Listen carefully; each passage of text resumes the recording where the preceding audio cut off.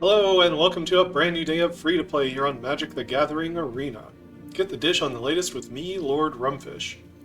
So today, I wanted to talk a little bit about Aftermath. I've had a moment or two to, consider my thoughts. Not just about, which cards would be good for the deck building toolbox, but how I feel about the set in general. What I think of it. The role that it's trying to play and where its failings might lie. So I might ramble a bit today. But if you'd like to have a discussion about Aftermath, hear what I have to say and sound off in the comments. So, Mark Rosewater is the head designer of Magic. And I remember reading a lot of his articles. And a while back, he wrote some articles talking about who cards are designed for. And that there are some effects that you don't put into certain cards because they're going to the wrong audience. I think the example he gave in the article I read was about coin flipping. So, there haven't been a lot of coin flipping cards recently in Magic, but they used to be about, one every block, one every set, something like that. They're casual cards, and in this article he made the point that if you pushed the power level of a coin flipping card far enough, then eventually tournament players would use it, right? If it was strong enough to actually see constructed play, they would play with it, but they wouldn't be happy.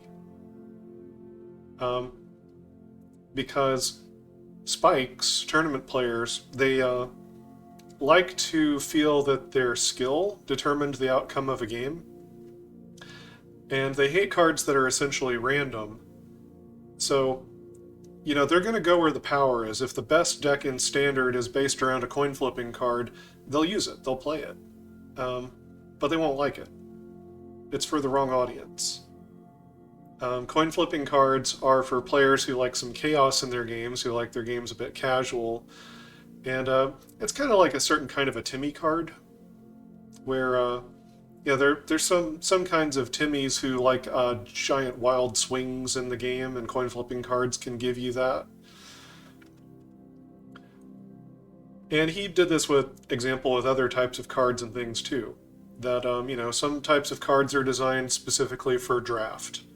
Some types of cards are designed specifically for older formats. There could be some weird niche rare, like a Grafdigger's Cage, something like that, where it really hoses a specific, very narrow strategy, and it might not even be for Standard. And Magic's always been this way, right? If you go back far enough, just all cards were part of the same format. But there was always some design philosophy in mind where some cards go to casual players, some cards go to tournament players, some cards are made for combo decks, some cards are made for limited, this and that and the other. Magic design has to wear a lot of different hats, and I can respect that. So I'm not wanting to just be a big, Debbie Downer or whatever about Aftermath. I always have a soft spot for bad card sets, right? In my April Fool's Day videos, I did this whole big, production about Homelands. I am something of a fan of Homelands. I have I have some fondness for Fallen Empires and Homelands. I love the quirkiness of the third expansion of block sets. Even the really bad ones, like Saviors of Kamikawa and Dragon's Maze and stuff. I genuinely enjoy quirky, bad sets and small sets. So probably in the long run, I'm going to be one of the few fans of Aftermath. But I can tell just as much as anyone else that the set is probably not designed well, probably going to be a commercial failure. And I would like to dig into why and try to reverse engineer what's happening here. So, the whole big thing about coin flipping cards, the basic idea is the same, but replace the coin flipping cards with commander cards. Now, I know Commander is a big format at the moment in the game, maybe the biggest, but it's really difficult to learn as a new player. You're handed a deck with 100 different cards, all individual unique effects, non-basic lands. Nothing is simple. Come from all kinds of different sets. Everything's got a different keyword. And then you get into a 4-player game, where you're sitting down with 3 other players who also have decks full of 100 different cards. And so for a new player, Commander, you're trying to take in and process 400 different cards, potentially.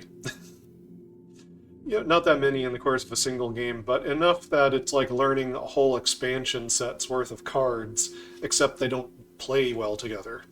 They don't make any sense. And they're not simple. And that sounds like a pretty terrible experience for a new player. Magic's a complicated game.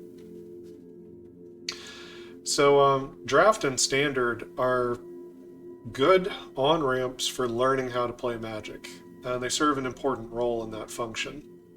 I think Jim Davis was saying something about this when he was talking about Aftermath.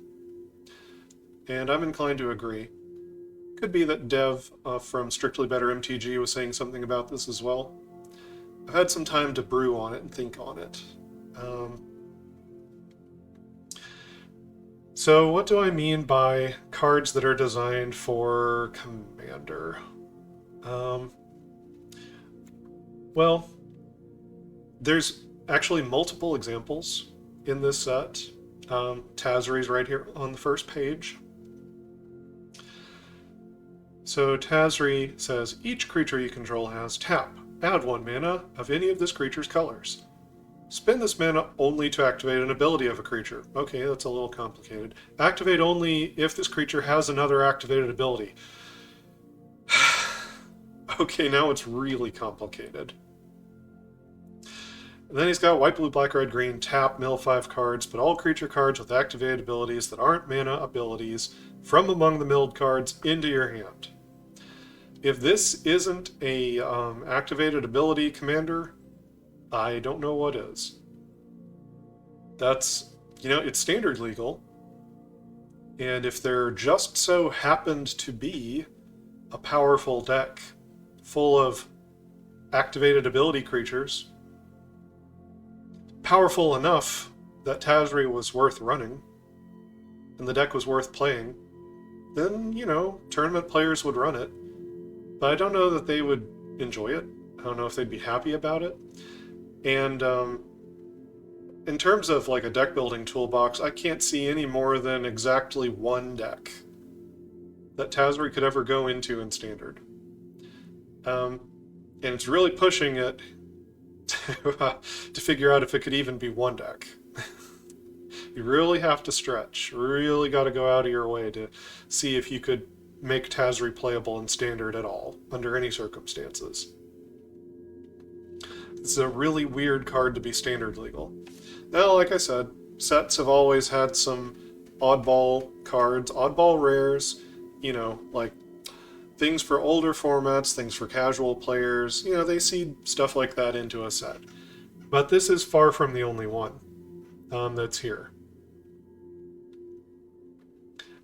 Deification I could almost forgive for being kind of a story plotline card. Kind of is telling the story that, Elspeth defeats, Elish Norn, gets renowned across the multiverse, and people start worshipping her as a god, and that makes sense. If she's the one who defeated Elish Norn, and Elish Norn was the one who invaded every plane in existence, then, yeah, you turn Elspeth into a god if you're a person on the ground. It's a bad card. It's I don't even know who this card is for, when you would play it. Obviously, you could try to build around it. There are planeswalkers in standard. So it's not that it has no effect, but I greatly doubt that this card is worth inclusion in a deck. You know, if someone kills your planeswalker, you'd probably have an easier time just getting it back from the graveyard or drawing a new one than trying to protect it with deification. So I don't know who or what format this is ever for, but Arnie Metalbrow really sticks out here as another, like, card that's legal in standard, but I can't see why. So he says, whenever a creature you control attacks or enters the battlefield under your control attacking, you can pay red and 1. If you do, you can put a creature card with mana value less than that creature's mana value from your hand onto the battlefield tapped and attacking. What a strange condition to try to fulfill. So you need to have already gotten a more expensive thing onto the battlefield. Then you need to pay 2, which isn't nothing, to put a less expensive card from your hand out, tapped and attacking. Which, the upside of that is, I guess, it could give something haste that didn't normally have haste. And maybe you could save mana on its mana cost. But, this seems like a really, really strange build around for Commander, and it seems like you'd really have to go out of your way to even build that deck. And Standard, I struggle to see how you could derive much benefit from Arnie Metalbrow.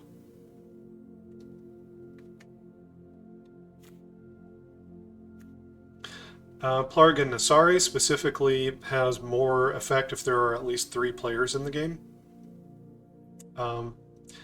Because an opponent chooses one of the cards and you may cast up to 2 spells from among the others. There won't be 2 others if there's only 2 players in the game. There'll just be 1 other.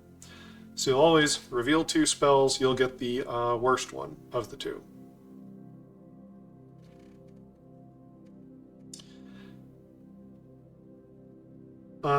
That's not to say the card is useless in a 2-player game. It's not useless. You'd have to keep it alive until your next upkeep, but it does cast spells for free. But it's dramatically better if there are 3 or more players in the game. So this seems very much like a multiplayer card. Commander's a multiplayer format. Leyline Immersion only goes on a legendary creature.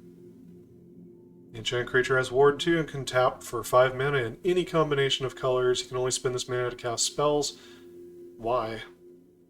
What activated ability are they afraid of? I don't understand.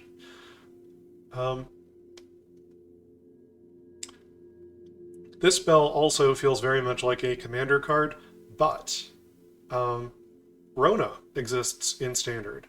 And the thought occurred to me that Rona untaps any time that you play a legend.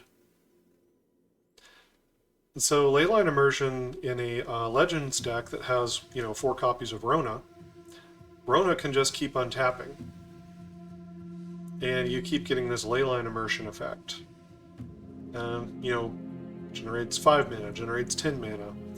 It could get stupid, especially if you're playing Legends that draw you cards.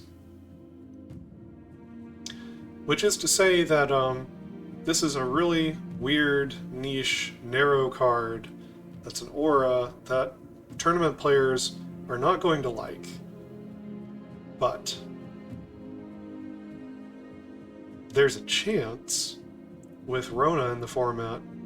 And there's also like the 3 mana green creature that can make 2 mana, only works for creature spells, and if you cast a creature with like power 4 or 5 or greater, then she untaps.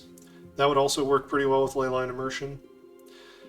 So there's a couple of legends right there that could untap as you're playing things to just keep generating mana off the Leyline immersion.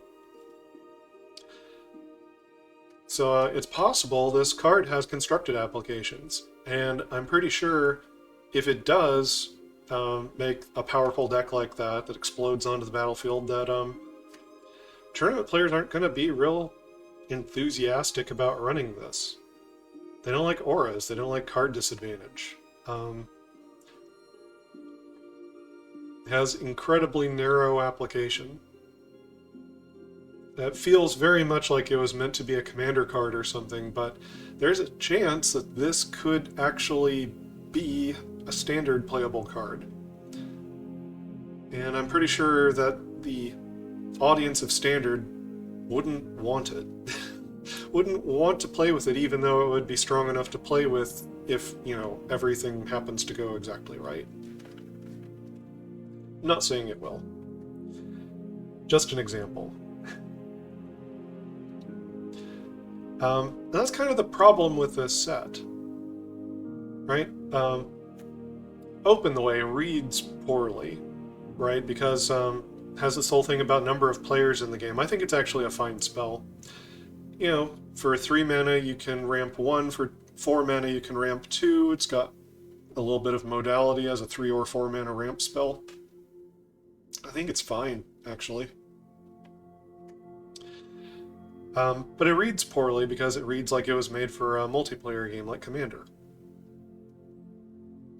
And it's certainly not that powerful. Right, double green is a bit of a steep cost if you're trying to be a multicolor deck. This kind of feels more like an uncommon to me, really, than a rare. So there's just a lot of problems with this card. Right? It leaves a bad taste in your mouth. Feels like it was only made for multiplayer. Doesn't mean it's necessarily a bad or unplayable card, but it's like hitting the audience the wrong way. And there's just card after card after card in the set that reads like that. Kiora. You know, I'm actually sorely tempted to try to see if I can build a standard deck around Kiora, because she reads so impossibly in terms of a standard card. Like, you know, that she just reads 100% like a casual or commander card. That the challenge looks so monumental of trying to build for Kiora in standard that I actually relish the challenge a little bit. I think I might try. I don't recommend that you do. But, seriously, Kraken, Leviathan, Octopus, or Serpent, we have some of those. Right? There's a few kicking around, standard, but, not that many. That's an incredibly narrow deck to try to build for a standard. There's plenty of depth in the game for a commander deck, though.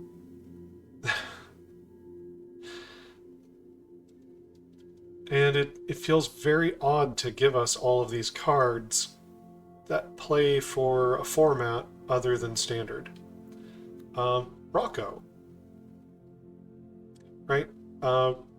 Rocco giving your opponents cards and then giving you counters and food tokens when they use them. This feels very much like a multiplayer card. Right, where you're just kind of like passing out free stuff around the table and you're netting benefits in the process. That's like straight up like a kind of a multiplayer deck.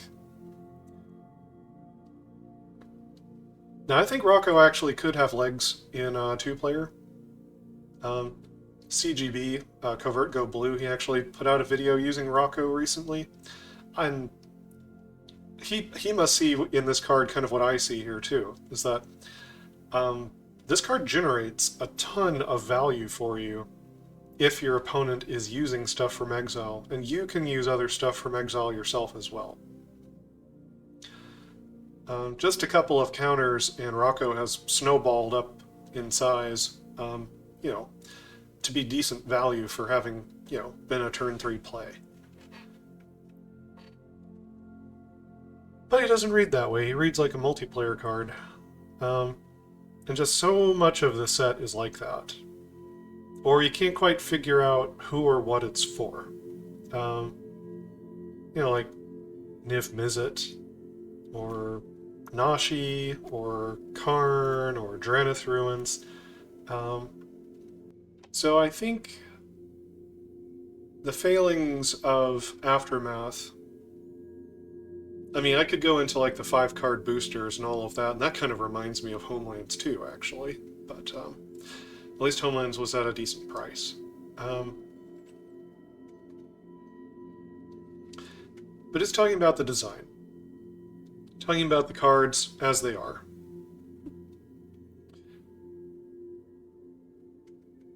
It's hard to tell who the set is for, what purpose it's trying to serve, and whether this was an honest, open-hearted attempt by Wizards to do like a whole bunch of weird top-down designs that weren't necessarily very powerful, in order to, create cards for the desparked planeswalkers and tell some story pieces and have some oddball ideas that they don't have to worry about a draft format for. I mean, it feels very much like a collection of ideas that didn't quite make the light of day.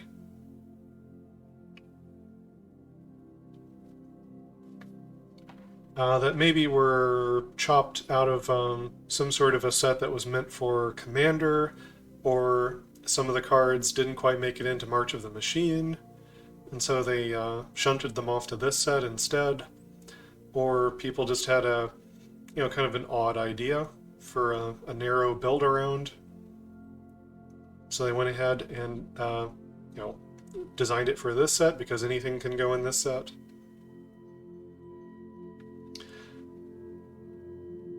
But when you release something for Standard, then all the Standard players have to pay attention to it. They need to look at it. It's not like this is like a secret layer or a commander deck or something like that, where if you're not playing Standard, you can mostly ignore it. If it's only legal in like Vintage, Legacy, and Commander or whatever, then a lot of players can actually, pass it by and not have to read too deeply into it. But Standard is front and center. And I'm not sure what's going on with Paper Standard exactly. I feel like maybe it's not gotten the support that it needs recently. But Standard is one of the most played formats on Arena. Probably the most played. And this set just kind of hits the wrong way for Standard players. There's a handful of cards that kind of bolster up old archetypes and things, like the new Vampire Lord. There's a few cards like that peppered in here that have some real spice. And there's also just some decent, good cards in general. Nissa, Tranquil Frillback, or Bloodout's good, Urborg Scavengers are pretty good. The Colahan Warmonger, that guy's good. Or Filter Out. I'm willing to bet this card's gonna do some amazing things. Whatever format it ends up in. So, the set is not completely bereft of some gems. It's not bereft of good ideas, not bereft of cool cards.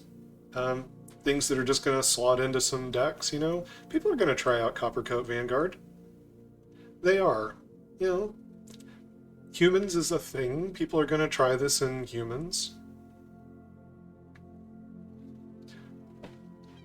But overall, the set feels really, really wonky and weird. Kind of like every card in it is like an ice cauldron, something that has an enormous amount of text on it, and by the time you've ended up reading all of it, you find yourself wondering still what the card does or why it does what the card does. In a comment I made on YouTube recently, I likened this set to a Swiss Army knife, but instead of having a blade, a screwdriver, and a bottle opener, it's got a garlic press, an eyelash curler, and a shoehorn. Just, it's like a toolbox full of all the tools that you never use. That I actually am somewhat fond of a number of the designs of this set, and I'm probably going to defend it more than a lot of people out there. A lot of people out there probably will have nothing but disdain for Aftermath. I kind of enjoy it, partly because of how weird it is. As I said, I have a soft spot, place in my heart for bad expansions, and I think this one is looking like it's going to be just that. Now, as far as Arena, they did manage to solve the problem of not being able to play in Limited with it, because a lot of players, like myself included, I love Limited. I'd be unhappy to not be able to play with the cards if they're legal and standard in a Limited format. That just feels wrong. So the Arena format, let's page over to it real quick. So this is the Premier Draft, March of the Machine, the Aftermath. One card in every booster pack is replaced with an Aftermath card. Otherwise, it's a March of the Machine draft. It's a neat thing to do, to be able to spice up a March of the Machines draft and let people actually play Limited with the weird cards from Aftermath. You know, a lot of them are terrible duds in Limited, but some of them are cool. Some of them are at least interesting. So I'm glad that they managed to solve for this in digital format. It would be cool if they did something like this for paper format as well. Maybe maybe you do a format where you do, 3 boosters of March of the Machine, but everyone starts by opening one pack of Aftermath. And they take it like a sealed pool, right? They don't pass them around. They just take this 5-card pack of Aftermath, look at it, figure out what cards they have access to, take it like a sealed pool, and then they draft the 3 boosters of March of the Machine. I think that would be kind of a neat workaround for paper, to be able to play Limited a little bit with Aftermath. Just my 2 cents. But, so yeah, they ended up making this set where it doesn't make standard players happy, it doesn't make tournament players happy, it doesn't make Limited players happy. As for Commander players and casual players, let's say, there are some interesting cards. They're not very powerful. It's not like a seriously overpowered or even high-powered expansion of cards. They're very strange, niche, build-around cards in many cases. That might still tickle some people's fancy. Build a Kraken commander deck, build an all-activated abilities commander deck, stuff like that. Or try to build something with Arnie Metalbrow. That sounds like a challenge. So, I don't even know if it's a slam dunk necessarily for casual and commander players. And then, as far as telling the story, to some extent, I can see what they were doing, pacing out some of these cards that happen slightly later in the timeline into this expansion. Kind of makes sense. But it feels like that wasn't the only reason, or even the main reason, why they did this. Could be wrong. That could be exactly why they did it, and somehow the execution just fell flat. But it feels like they had a bunch of ideas from, the cutting room floor of, cards that didn't quite make it into commander sets, cards that didn't quite make it into March of the Machine, then you had some cards that maybe didn't fit very well in terms of the story. And then you'd kind of shuffle all that together and say, well, why don't we just make a small set here? No pressure. Don't worry about making a full-scale set for limited and all of that. Just whatever we got, we'll put it in here, create some interesting designs, and just release it into the wild.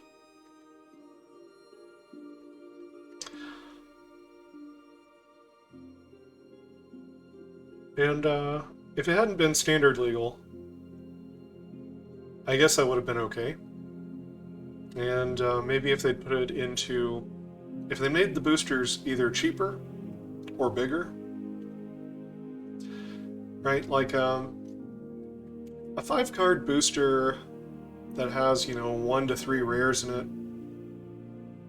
you might be able to convince someone to pay like $2 for sure. That would be like a nice cheap price. $3, probably. You could probably get away with $3. I would think. But the price point is kind of too high, I think, for what it is and where it is.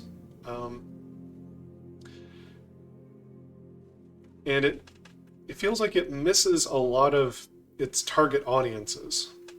So, it's like you've given a Christmas gift to the wrong person, right?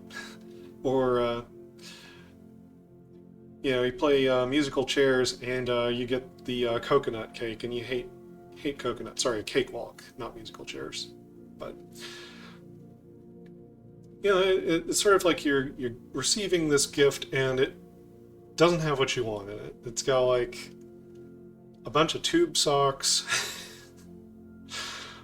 and some kind of weird kitchen item, blender or something you didn't need. And it feels like it wasn't really a present for you at all. And all that being said, I find most of the cards in this set interesting. There's a few real stinkers that I don't understand why they're here at all. Harness Snubhorn, this feels like a limited card.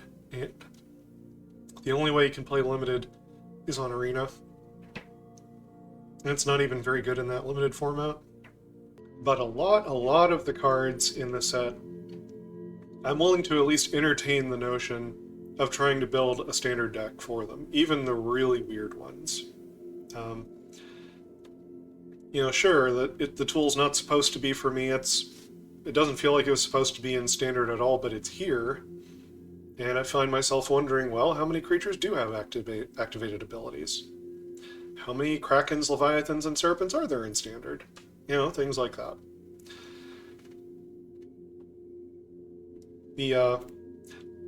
As a deck builder, I find challenges like gauntlets that get thrown down to be interesting to pick up. Try to work them and see if they can do anything. So I guess what I'm saying is I'm not that hard to please as a Magic player. But I can see the value in designing for Spike. I can see the value in designing for Standard. And I can especially see the value in designing for beginning players, newer players. I would just like to say that complexity has ratcheted up absurdly over the last several years. I would love to see a return to core sets. I would love to see some simpler, cleaner designs. Because more words on a card does not necessarily make the card more fun. It can make the card mechanically more powerful, or mechanically more skill testing. to try to use, but not necessarily more fun.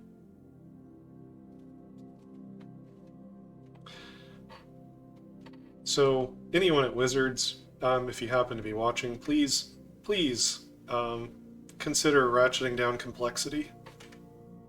Consider doing a return to some core sets. And if you want to tell a big overarching story, or if you want to let a mechanic, like a parasitic mechanic like Toxic or something, have more space to breathe, have more mechanical support that exists in Standard, considering going back to a hybrid between block format and non-block format. You know, give yourself the freedom to make 3 sets in a row that are all on the same place in the same time using the same mechanics. Or at least 2. I know Innistrad had back-to-back sets, but the mechanics didn't cross over, weren't the same. And a lot of people were sad that they didn't. Me included. Similar thought process here. You can put a longer timeline for telling a story, being in a location, and exploring the mechanics, and giving support to the decks and mechanics of that expansion across more than one expansion. I'm not advocating you return strictly to blocks all the time. You know, maybe you could be at the same place for 2 expansions, go to some place for 1 expansion, go to another place for 3 expansions in a row, then do one-offs for the next 3 expansions after that. You can mix it up. But I just think that there would be a better mechanical identity for decks if the sets have more time to breathe and have longer to play with those mechanics before you just rotate on to the next mechanic. Anyway,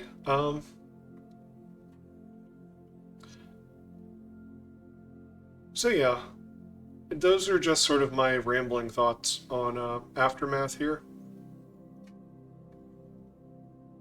I think the set will see use. I think it will see some play, at least on Arena. And maybe at some point, as far as paper Magic, you know, I haven't bought into paper Magic in quite a long time now. But maybe if Aftermath completely tanks and the price of the booster box falls from like $80 to $40 or something, maybe I'll pick some up. Because I've always had a soft spot for the bad sets. Anyway, like, subscribe, do all the YouTube stuff. Until next time, stay cool.